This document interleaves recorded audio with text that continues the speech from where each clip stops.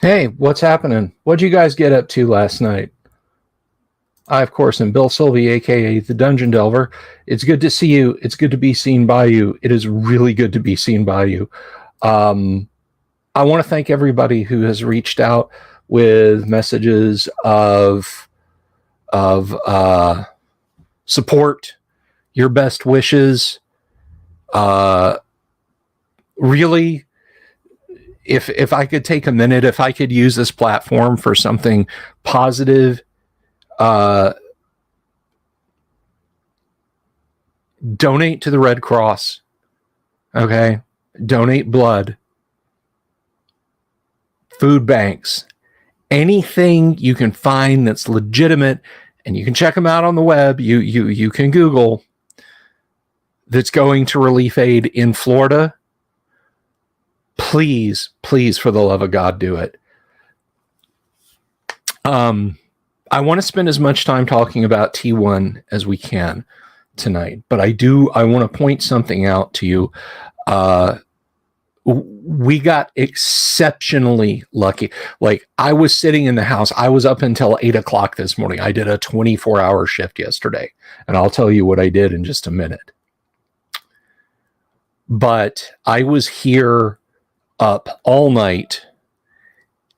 All I really did was fritter around nervously, and I listened to trees falling, and I listened to the wind howling and stuff banging against the side of the house.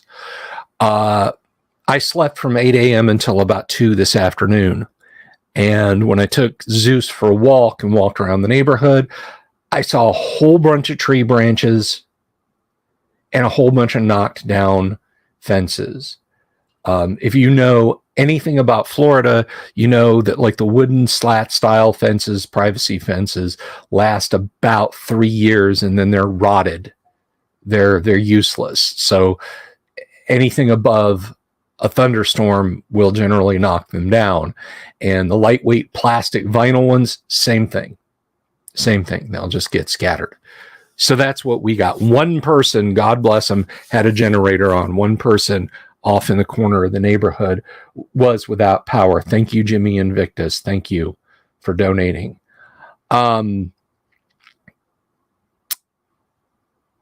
So,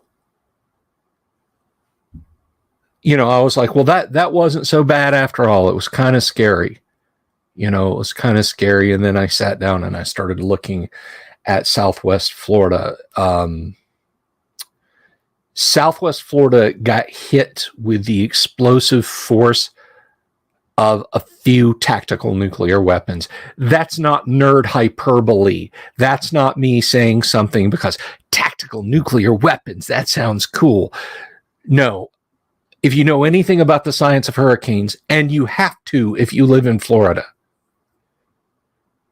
you have to have a basic understandings of hurricane strengths to live and survive in the state of Florida, wherever you are. You think you're safe up in the middle of north central Florida? You're not. Hurricanes will hook into the Gulf and slam right straight across. You can just be sitting inside lovely rolling hills that are no different from living in the lower areas of Colorado or southern Georgia or Kansas. And the next thing you know, you have a Cat 4 sitting on top of you for 8 hours. Anywhere on the coast. Folks, Florida is a salt marsh.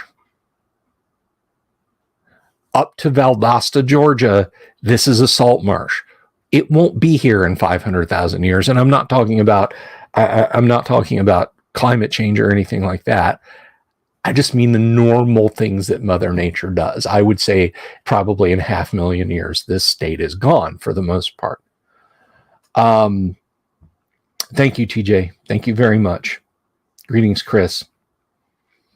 Jimmy, we made it through unscathed. Miami is fine. They were literally south of most of the major effects. They got some rain and whatnot. But to go back to the strength of this storm, multiple kilotons of energy were released where this storm made landfall.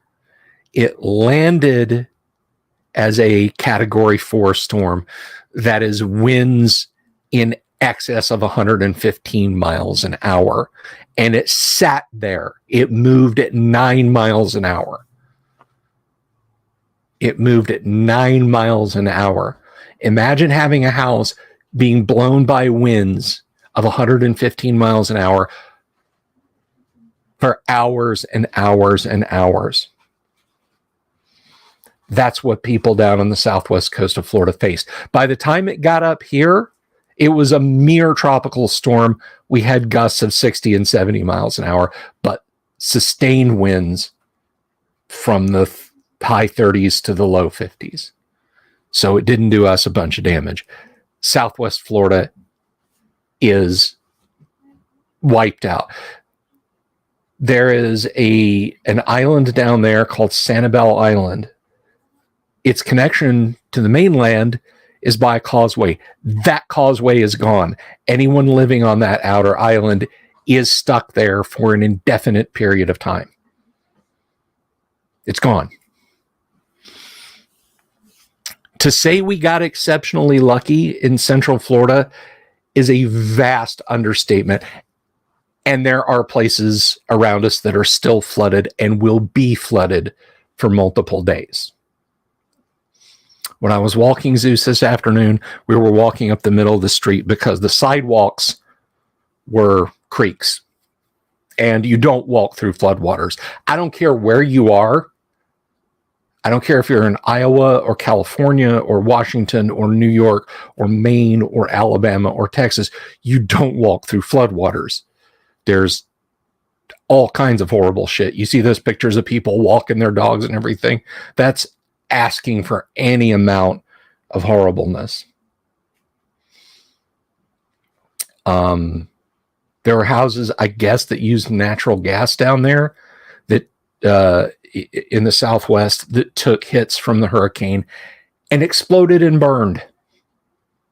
And there's nothing the fire department could do. You can't go out in Category 4 winds and survive and try and fight a fire.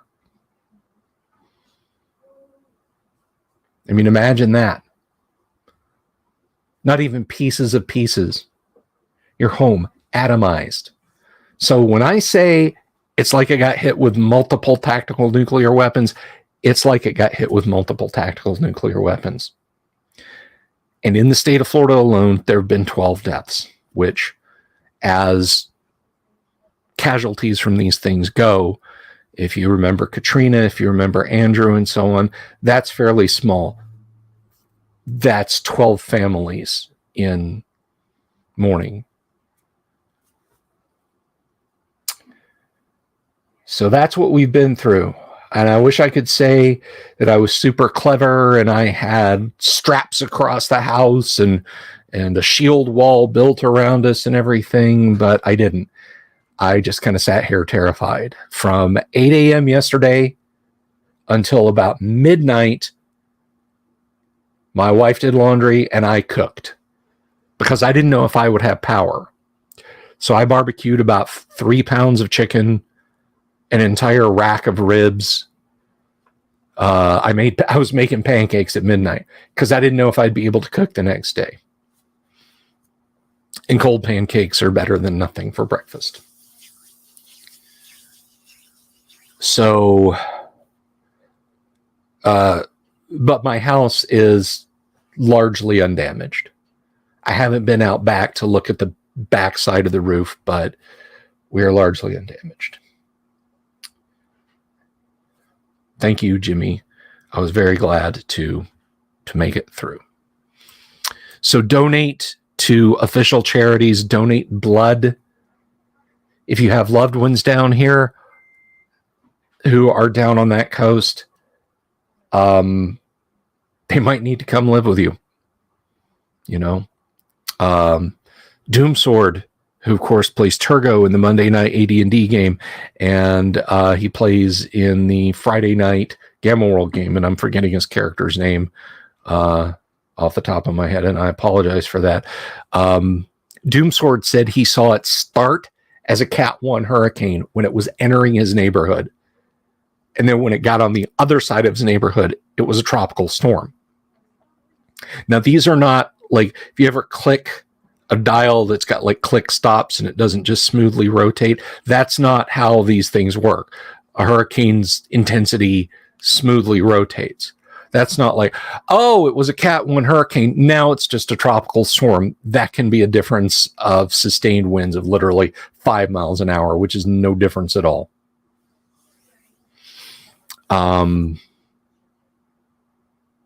So prayers to those who've lost a lot. We were fine. We were absolutely fine last night. Scared, but fine. Never lost power. Well, no, I take that back. There were 2 like microsecond, like blip moments. We didn't even lose internet. I was ready. I was prepared. I got my studio light batteries. I was going to set up the studio lights in the house. And folks, just in case you're like, oh, well, thank God that's over.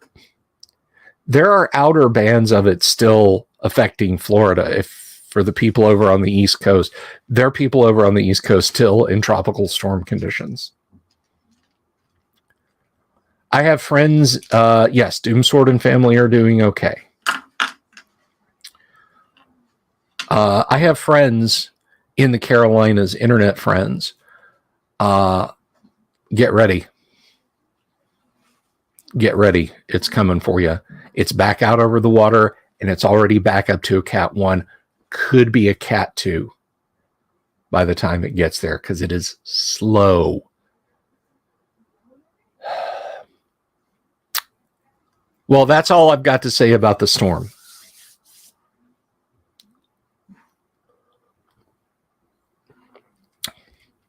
Jimmy Invictus, that is a most unbreaded statement.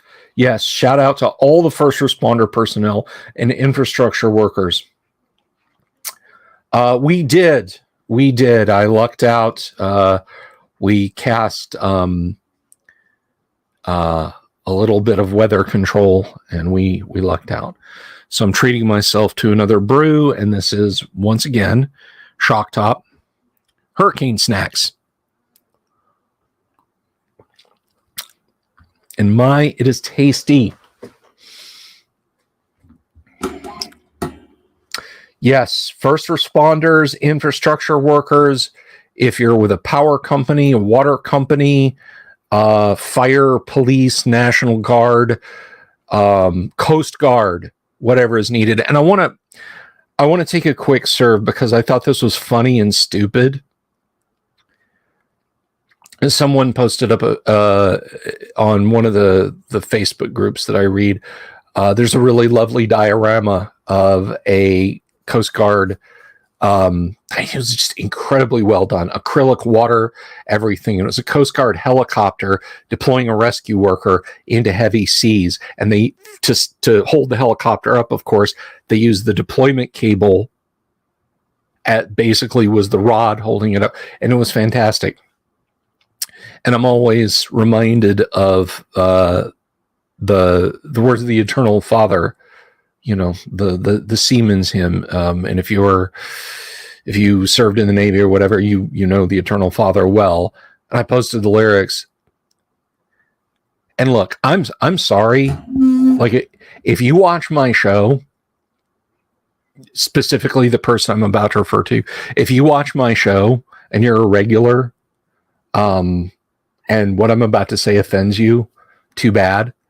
Your little neckbeard, fedora tipping, atheism plus moment in response to that,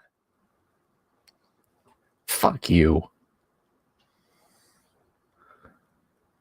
There's a time and a place. Read the fucking room.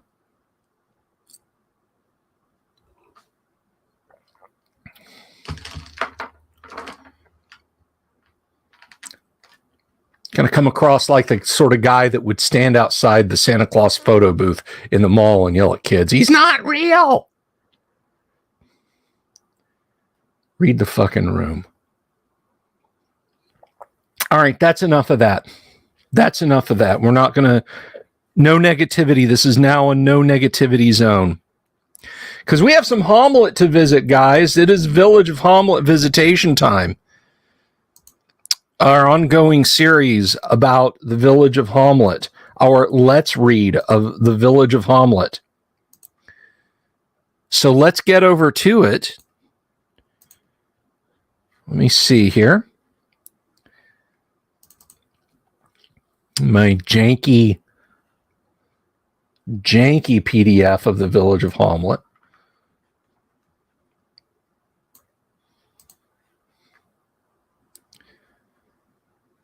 No thanks. And we'll hop right into it.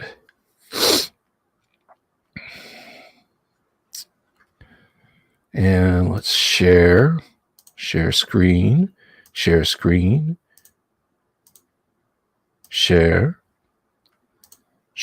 and share alike. Okay, so last night we finished up, or we just about finished up, our tour of the village proper. We're almost ready to head out.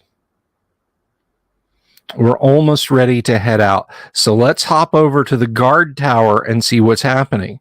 The guard tower, of course, is also the home of Rufus and Byrne, Greyhawk's most famous power couple. Actually, that's not true. I think Greyhawk's most famous power couple is probably Igwilv and Grazd, but Rufus and Byrne are close. Of course, if you follow later Greyhawk, there's some intimation that Igwilv and Mordenkainen sometimes knocked boots. Although it was, am I using the right term here? Sundir relationship. They didn't really like each other, but just couldn't keep away from each other. All right. So to the guard tower. Main hall. The entry to the tower is on this level. The drawbridge is 1 inch thick oak planking. 1 foot thick oak planking bound with iron and operated by a windlass. And that's a winch. It looks like a ship's wheel. You guys have seen windlasses before. The small entryway is closed off by a stone wall and an inner door of iron. A guard, 2nd level fighter, 12 hit points, armor class 5. Note, we don't get a stat block for him. We do not get a stat block for him. Is on duty here. The door is flanked by shuttered arrow slits, and there are 2 murder holes in the ceiling. 2 fireplaces flank the inner portal, and here most of the cooking is done by servants, 2 to 3. Interesting place to choose to have them cooking. But a defender would use that fireplace to have pots of scalding liquid. If that door is breached, a ladle or 2 full of lead is a good way to tell invaders, slow down.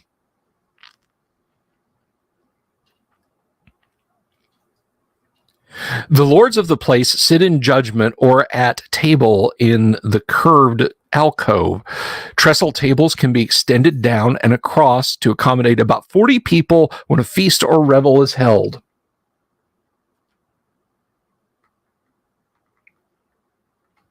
Instead of a lawful good holy water, the champion is a knight for a specific deity. I respect this more than modern WotC paladins. Okay, Damien, cool. Let's see. Several comfortable chairs are placed along the walls, and these walls are hung with tapestries and decorated with shields and arms and hunting trophies. 12 shields, 4 long swords, 2 broadswords, 4 spears, 2 battle axes, various heads and horns. Ramps curving upward and downward lead to other levels. Now, I would probably regard all of those items on the walls as functional, not decorative. I.e., if Rufus is caught unaware in that hall, he will have a very functional sword and shield to hand immediately.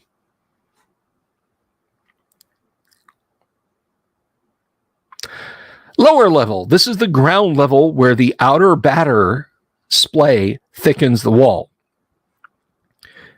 Here are kept all sorts of supplies: food, ale, beer, wine, oil, and so forth.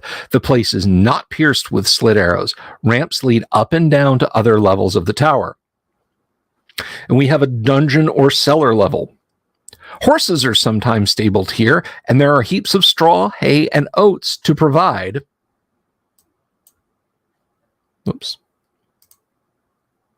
For their needs. Normally, only the steeds of Burn and Rufus, light and heavy war horses respectively, are kept here at night. There are 4 cells along the southern wall for prisoner retention.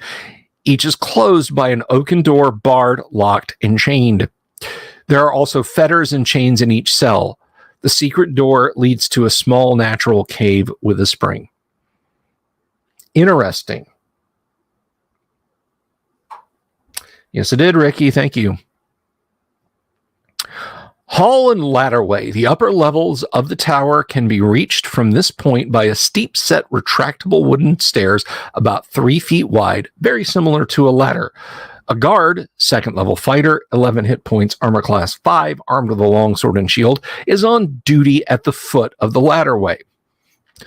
Then we have Rufus's chamber. This is a well-furnished room with a large bed, chest of drawers, armoire, and wardrobe. A large chair, table, and stool complete the furniture. There are rugs and skins on the floor, tapestries on the wall, and a longbow and quiver of arrows hanging near the bed. The quiver contains 14 silver-tipped arrows and 6 + 2 magic arrows. Under a loose stone in the fireplace is an iron box with 10 500 gold piece gems, 100 platinum, and 200 gold pieces.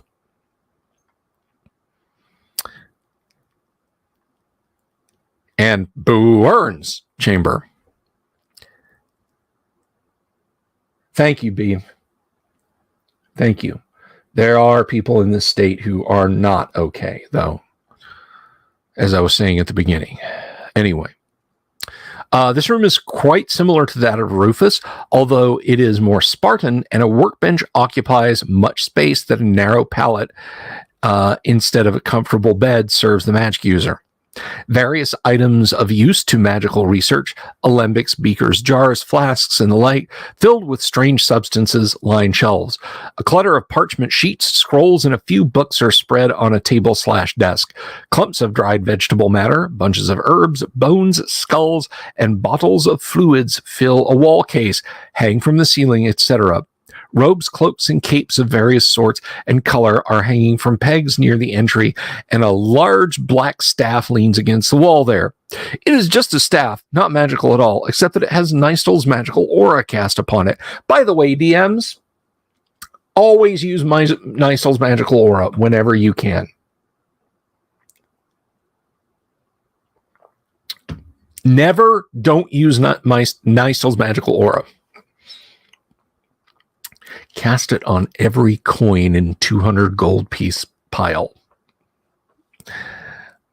A box under the pallet holds 3 daggers and a score of darts, plus various and sundry dungeoneering equipment items, including 6 vials of holy water, a silver holy symbol, a wand with a continual light spell cast upon it, kept in an ivory tube lined with black velvet, and a silver knife. A flat chest fastened amidst the rafters appears to be part of the flooring overhead, holds the magic user's wealth: 5 1,000 gold piece gems, 17 500 gold piece gems, and 110 gold piece gems. A locked iron coffer holds 200 gold pieces, a ring set with an emerald worth 3,000, and a scroll of 7 spells which Burn is debating on whether to use to expand his book or to save for an emergency.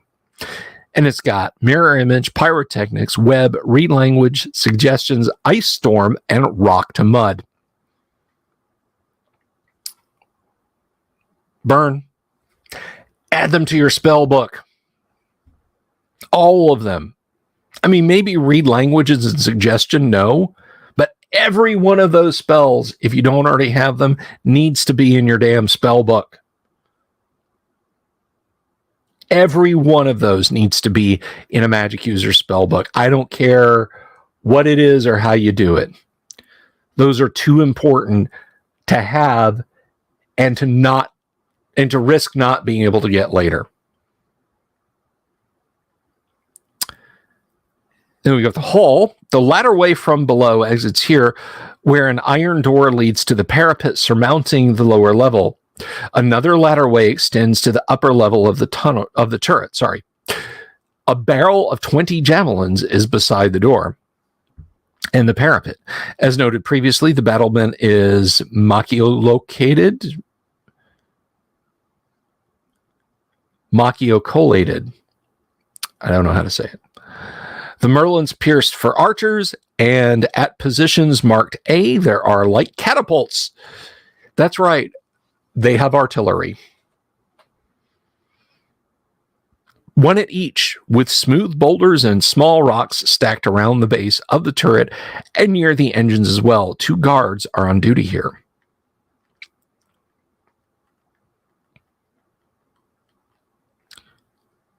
Mercenary captain's room. The chamber is sparsely furnished with a score of arrows and 100 crossbow bolts stored near the door. A small coffer holds 173 platinum and 2 1,000 gold piece gems. I think Homeboy's doing almost as good as Rufus. See below for statistics of the individual. Mercenary lieutenant's room. Much the same as the captain's. There are 8 quivers full of arrows and no bolts, a purse with 15 100 gold piece gems and 50 gold pieces in it.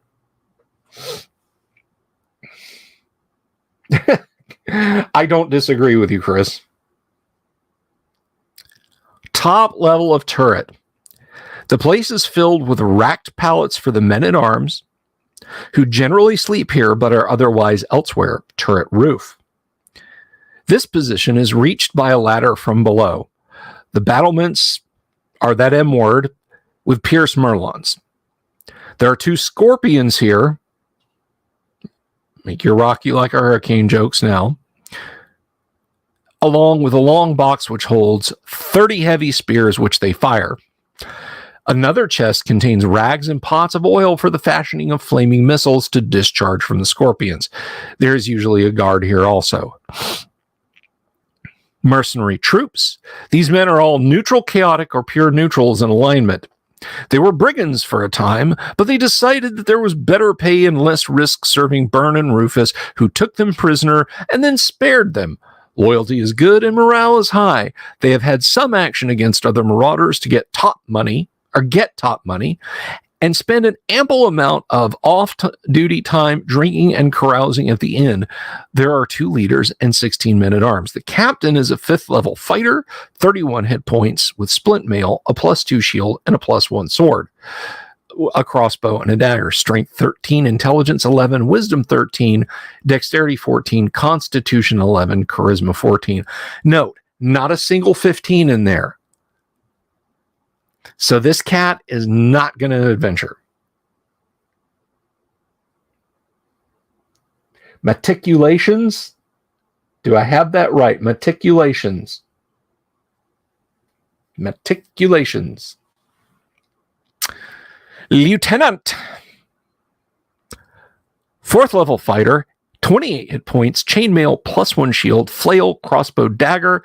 Strength 16, intelligence 9, wisdom 10, dexterity 12, constitution 15, charisma 10.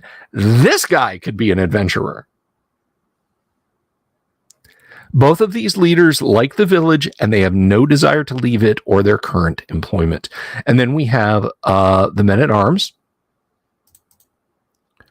I'm not going to go through this whole chart.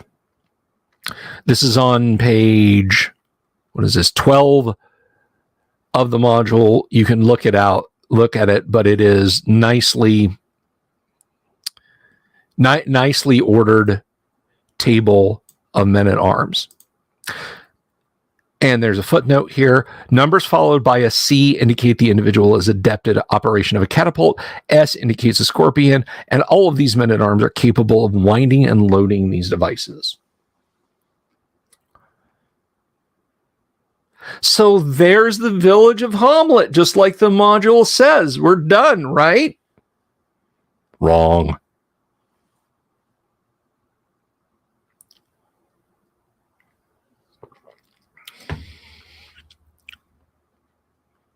The ruins of the Moat House.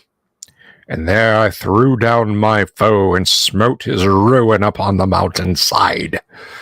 The ruins of the Moat House, and one of the most iconic pictures. I want to tell you a little bit about this picture. First of all, it's absolutely gorgeous. And it makes me weep that Dave Trempier is no longer with us and doing art. I love that image.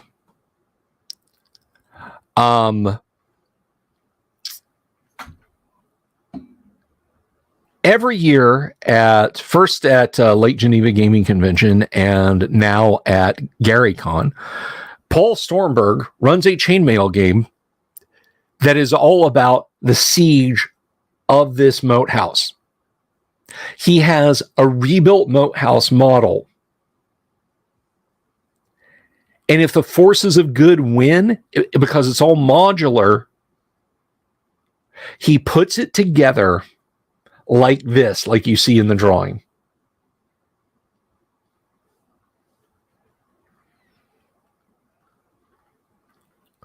But what of it?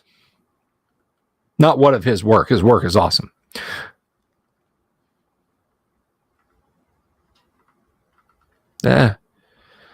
This place was once the outpost of the Temple of Elemental Evil, its watchtower and advanced base for raids, looting, and destruction.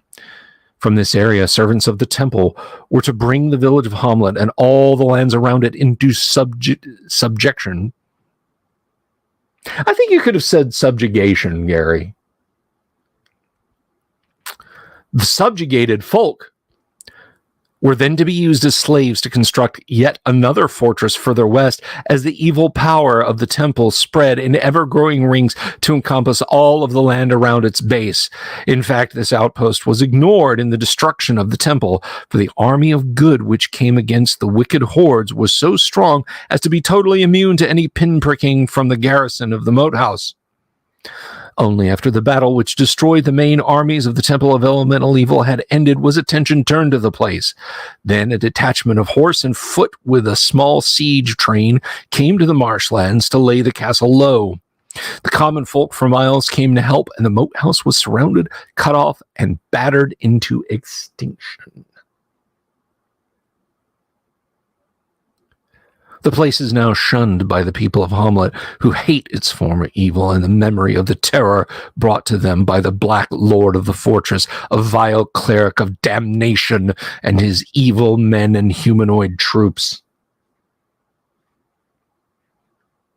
This is really wonderful writing. A scrub of thorns, thistles, weeds, and shrubs grows thickly along the edge of the track which leads to the ruins, and even the track is mostly overgrown and cluttered with fallen branches and trees. Here and there it is washed out. In other places, a mire. Evidently, some game still follows the pathway, however. For after a mile or so, faint pathways can be seen.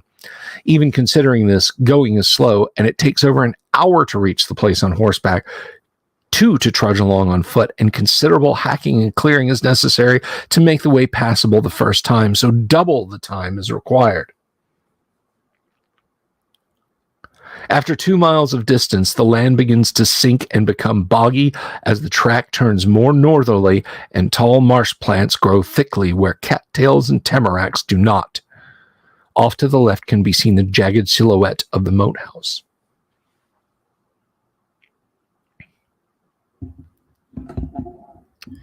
The track continues past the ruin for many miles, 7 leagues in fact, until the temple area is reached. A side path, banked high to cross over the wet land to either side, juts north to the entrance of the ruin place. The track here is only about 15 feet or so wide, with crumbling embankments making travel near the edge dangerous. The bogs here stink, and the vegetation appears dense and prolific, but somehow sickly and unhealthy. Creepers and vines throwing their strangling loops over the skeletons of dead saplings and living bushes alike. The rushes and cattails rustle and bend even when only a slight zephyr blows over the marsh, and weird bird calls, croakings, and other unwholesome sounds come faintly across the fen.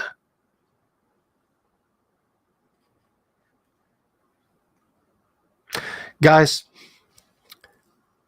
T1 is honestly some of the best, most evocative module writing that Gary did. This run of his, this was his.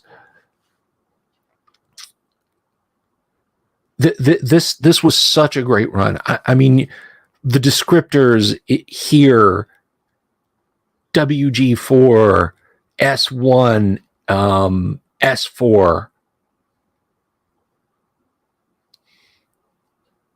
Greetings, Mark Corey. Good to see you. And so we come to the encounter key. Encounter key to the upper level. Random encounters on the upper level. Encounters occur 1 in 12. Note, that's not your standard dungeon 1 in 6. So it's a little bit of help to the players. A little bit. Check each turn. 1, 2 to 8 giant rats. 2, scraping noise, materials above shifting. 3, giant tick overhead. 4, squeaking and rustling, rats on the floor below. 5, 2 to 5 brigands reinforcements for number 7 below. Note, brigands, not bandits. Brigands are chaotic evil. Bandits are neutral. 6, footsteps, trick of echoes, party zone. Now, when you go to the Dungeon Master's Guide and it talks about possible random encounters in a dungeon, but also dungeon dressing, this is the kind of thing you should be looking at for examples. This is what you should be doing in your dungeons. The party's walking along. You hear the clomp of several hobbed boots somewhere nearby. And even if the party stops, have the echo continue.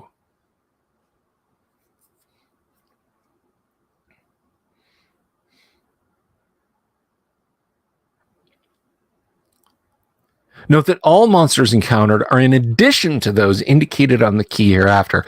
Reference is given to encounter areas only to aid handling of the type.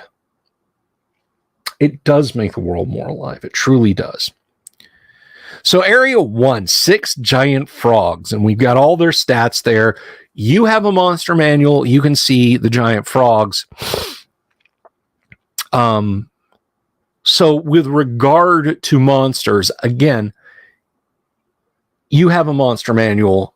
You as a DM or even as a player should have a pretty good handle on what these things can accomplish.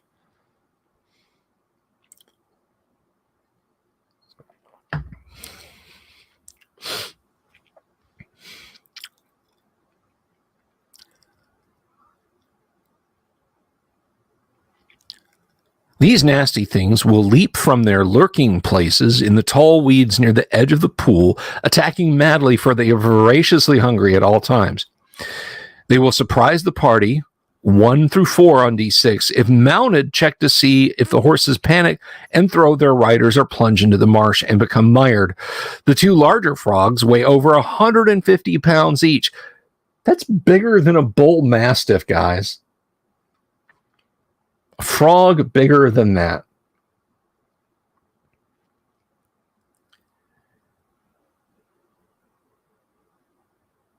If their prey is over 5 feet from them, they will employ their tongues to wrap up and draw the victims to their mouth.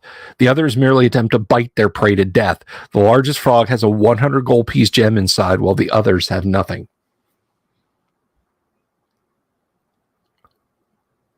And like with the town, we'll zip to the Moat House map once we finish the page. And we're just getting rolling on this. We're not going to finish the Moat House tonight. That's just not going to happen. I have some stuff I want to talk about here in about 10 minutes, and I want to leave time for proper thank yous. So we might not even finish this page. And if you're new here, and by the way, if you are new here, thank you for stopping by. Please click that like button, click the subscribe button, click the bell icon for notifications. If you do like the video, tell us what you like about it in the comments below. If you don't, and you want to give it a thumbs down, do that, but also tell us what you didn't like in the comments below, and we can fix it. 2, Rotting Drawbridge. Oh, and by the way, if you're the gentleman from Reddit, I think gentleman, if you're the individual from Reddit, welcome. Thank you for watching the video. This is a little good-natured ribbing with you today. When the Moat house was taken, part of the drawbridge was battered through and men crossed on planks to gain access to the inner gates. The chains of the drawbridge were broken and it fell and has remained thus since. It is strong enough to bear a man, but there is a 50% chance that any horse crossing it will break through and injure a leg. 30% for mules, 20% for ponies. Namba 3, Broken Gates. One door is hanging open on one great hinge. The other is splintered and holed, but still in position, wedged and shored closed from inside. A careful examination on the ground here will reveal that there are boot prints in the ground heading for the building steps at location 5. Now, Gary doesn't make us rely on a ranger here. There's still enough introductory stuff in this module that perhaps right out of the chute, players didn't have a ranger.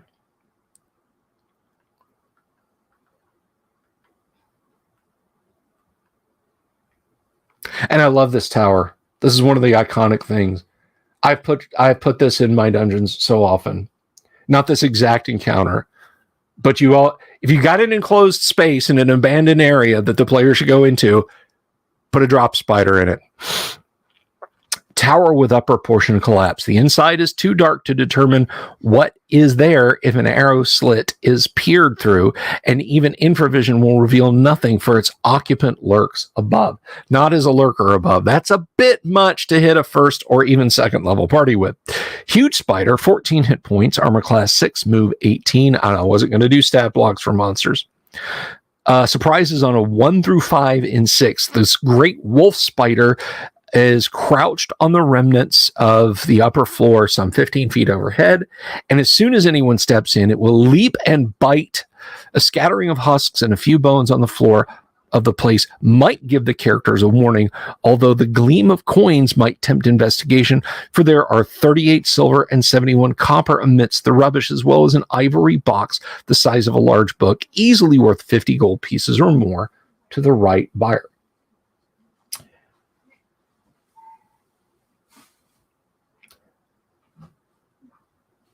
The frog surprise is versus normal characters only. If you do have a ranger in the party, still roll their normal surprise. Is how I would do it, TJ.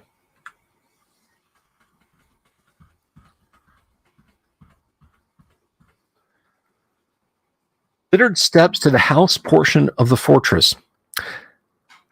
Again, a careful examination of these steps will show that some traffic, human, animal, and perhaps otherwise, comes this way. The doors at the head of the stairs are broken, one flat on the floor, the other sundered. The Great Hall. Destroyed furniture, tattered banners and tapestries on the walls, and heaps of rotting cloth thrown into corners show that this was once a great audience chamber, richly appointed, which has been thoroughly searched, sacked, and despoiled. Leaves and dirt cover the floor, and cobwebs hang from the walls and ceilings above. Looking up, the party will see that pieces of beams and chunks of stone poke through, indicating that the upper stories of the place are totally destroyed and likely to be impassable to any creature larger than a rat. We have our first new occupants, brigands. There are 8 normal men and a second-level fighter holed up in the black chamber.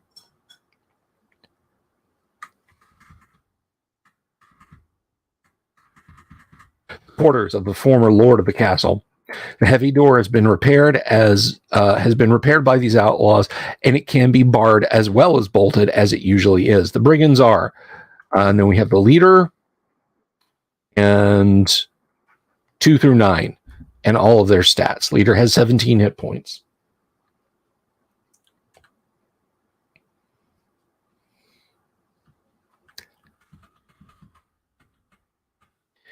And we note a pair of brigands is 50% likely to have been at location 3, thus seeing the party approach and having given a warning to the group.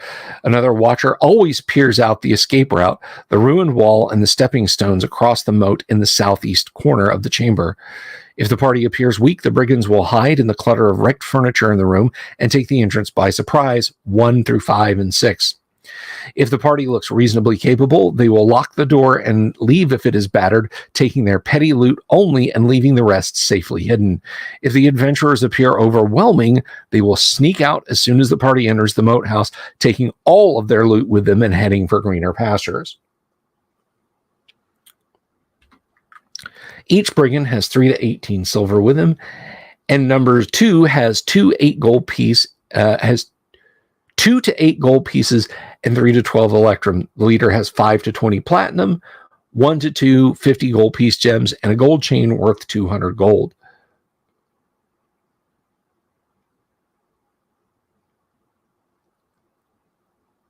They have a chest buried under the rubble where the wall collapsed.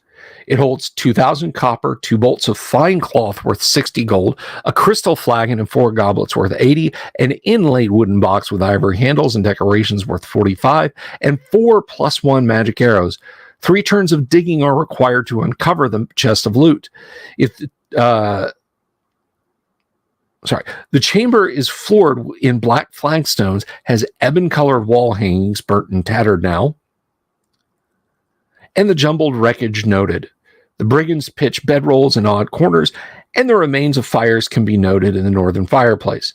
They are totally unaware of the secret door and staircase down to the dungeons. So note, they are not in league with other forces herein, and we will talk about them in our next sojourn. We're making good progress through this module, and it's not a short one. It's not like studying the Hill Giant Chief. Stairway up. After a few steps, the risers are covered with dust, crushed stone, broken wood, and burnt heaps of cloth. At the landing halfway up, they are completely choked with rubble, and it is impossible to clear the loose stone and a huge wall section so as to allow passage. The entire upper floor is collapsed and ruined in any case. Hail, Dungeon Minister. Thank you. Thank you for your prayers and petitions. Looks like the good Lord decided to spare us this time. Pray for those folks down in Southwest Florida. Butter is still scarce from the giant crayfish, yes. Well, we haven't even gotten to him yet. Butter for the giant crayfish could be scarce because of the frog legs. Littered room. This place is empty, and its dirt and wreckage show no signs of any recent occupant, although a small rat or two will be scurrying away. It was once a conference chamber. There is nothing of any value within except a very fine broadsword wedged behind a splintered wall case, whose contents are long gone. Empty bed chamber, once the quarters of a castle troop leader or some other petty official. The place is now a total wreck, the bed chopped to pieces, the furniture smashed and gone.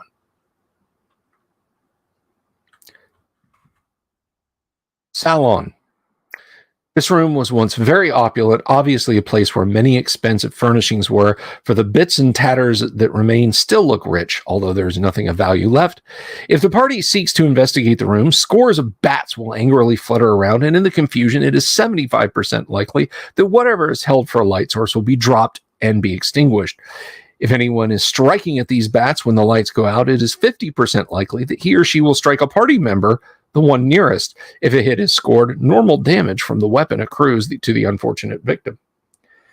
You could potentially prang and kill a player character fighting the giant bats. And let's see.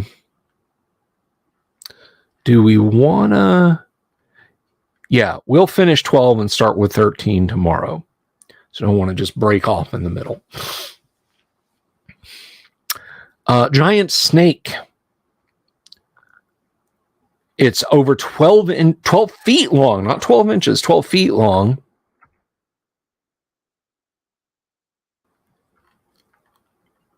It crawled up the rubble, spilled into the moat, and it has found a nice safe lair where it could hole up after hunting. The brigands give the whole quarter a wide berth after one of their number was killed by the reptile some weeks ago.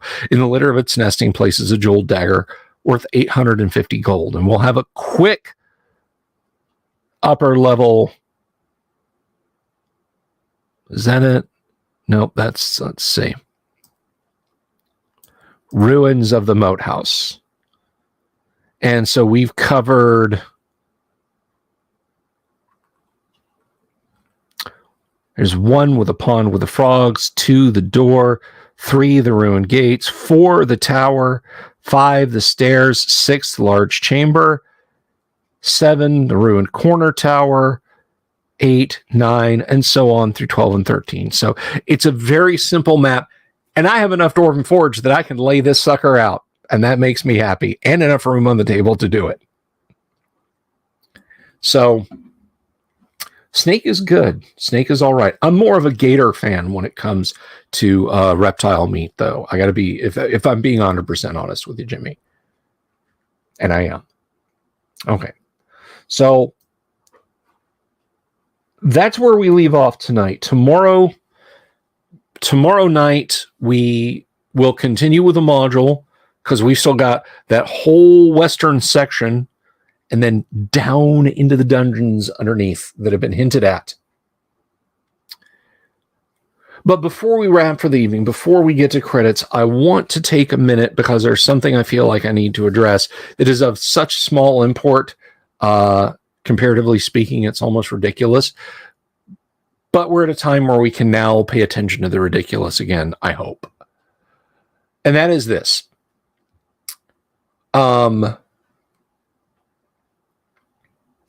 So I found out today, there's a program. I don't use it much. I don't develop extensively for it. But it is called Fantasy Grounds.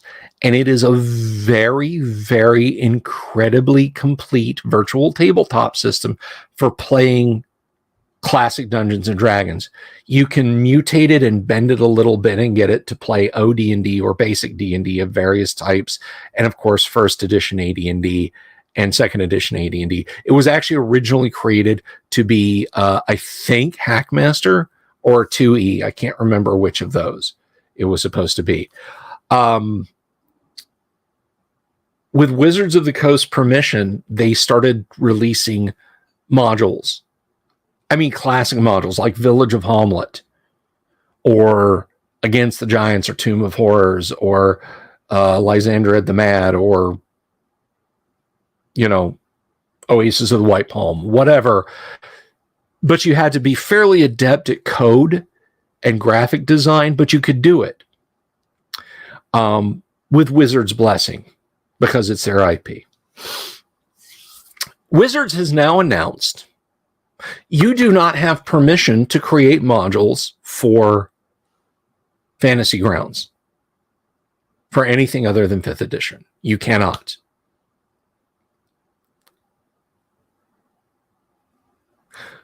Wizards of the Coast hates you. They hate classic Dungeons and Dragons. Wizards, I hate you right back.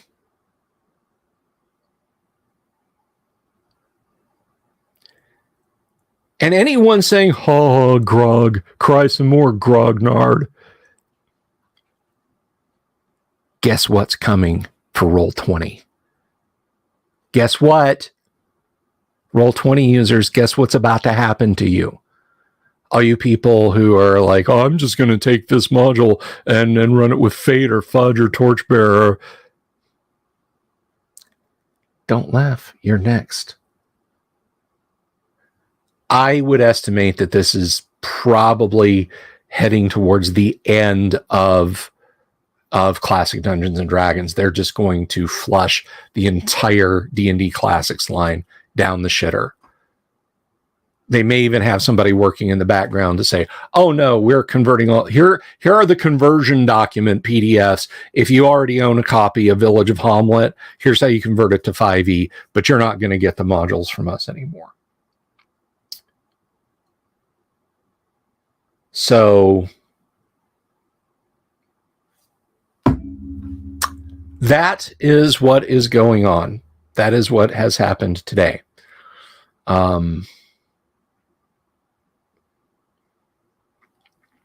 That's where we're at. And Dungeon Minister, you're absolutely right. And even when I play in a virtual space, which is mostly how I play now, I don't rely on virtual tabletop tools. I have commo gear, but I'll roll, like, you take 2 points of damage. I don't need a VTT.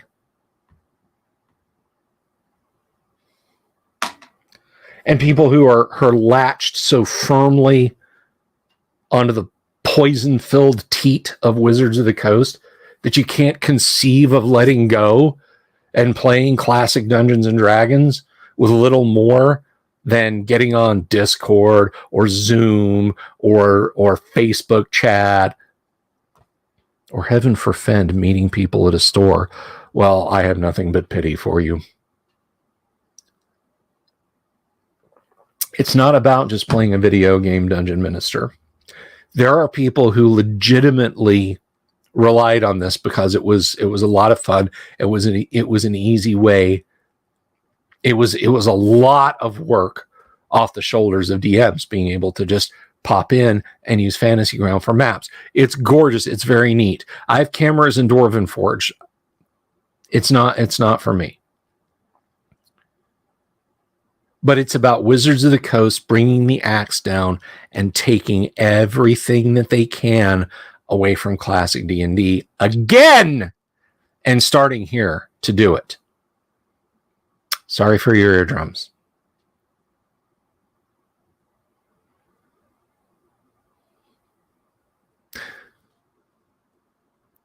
Whoever you are at Wizards, whoever you are, with your absolute disgust for classic Dungeons and Dragons, you have it right back. All the effort you're putting in. If we're so goddamn insignificant, why even pay us any attention at all? Are you so afraid that an infinitesimal amount of customers who weren't going to buy your stuff anyway are walking further away? Did you have to pull stunts like this?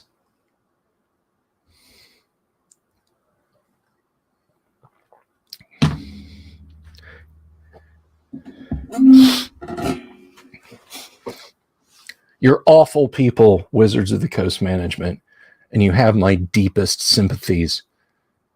You moon-faced assassins of joy. I will strive to get people playing classic D&D and drag them away from your clutches as customers. I will put on a hair shirt. I will become the John the Baptist of classic D&D.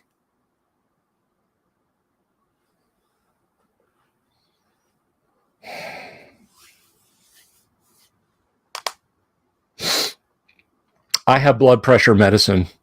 Don't worry, Dungeon Minister.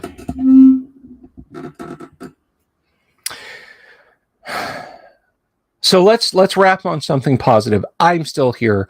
My house is still intact. I've talked to my neighbors. Everybody's good. Nobody's without power right now. We have food. Nobody was injured. Let's pray for those people in Southwest Florida, or send them good thoughts. I try to be ecumenical. Not everybody feels the same way that I do about things. And I'll take a quick minute here. I'll just take a hot minute because I want to thank the people who do stuff around here. And I'm gonna change something. You guys have seen the crab. He's safe. He's safe. He moved in with me to avoid the hurricanes.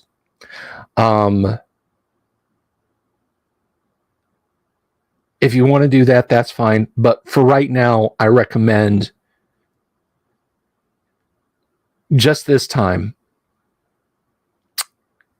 donate to Red Cross, donate to disaster relief, donate some blood. Do that. But the people who do support the show, I would like to say thank you to them. So thank you, Joshua Garlock, Lord Corion, Ricky Maru, Mobius, Kevin Reynolds, Doomsword Deathmaster, Mark Simpson, Damien247, James F. Keck, William Smith, The Dungeon Minister, Manny Wall, Mark Corey, Kevin Wood, Todd Sharp, Carnivore Farmer, Rob, Jeremy Rule, Bo Ganora, Mikey Mank, Mr. Sky Hernstrom. I've been hiding his books with my head. Pete Sullivan, The DM's Cancel, and Baron Von Headbanger. Thank you all for supporting the show. I really, really appreciate it. I really, really do. That is extremely awesome of you guys to do that.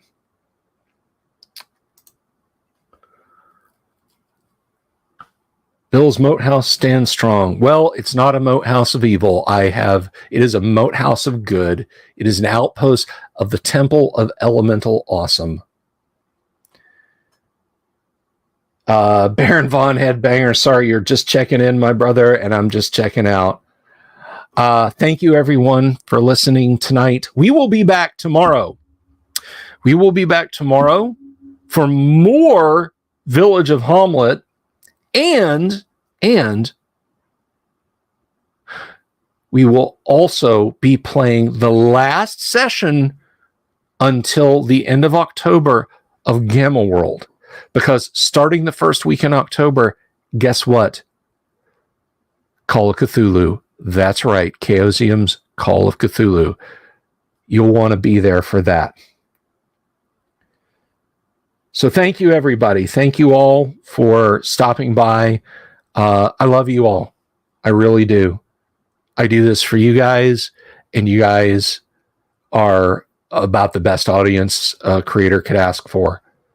I tell people I do that, like, I live stream 5 nights a week about classic role-playing games, and they just look and they're like, you don't have enough content, or you don't have an audience. I may not pull, like, I don't know, insert fucking famous YouTuber numbers here.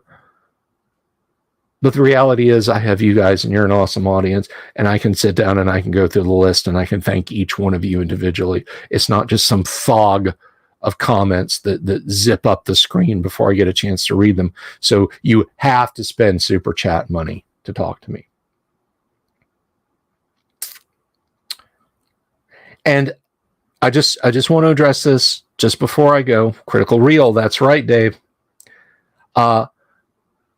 Gamma World is not going away. Gamma World is on hiatus. Gamma World will return. Have a lovely evening, everyone. Peace out.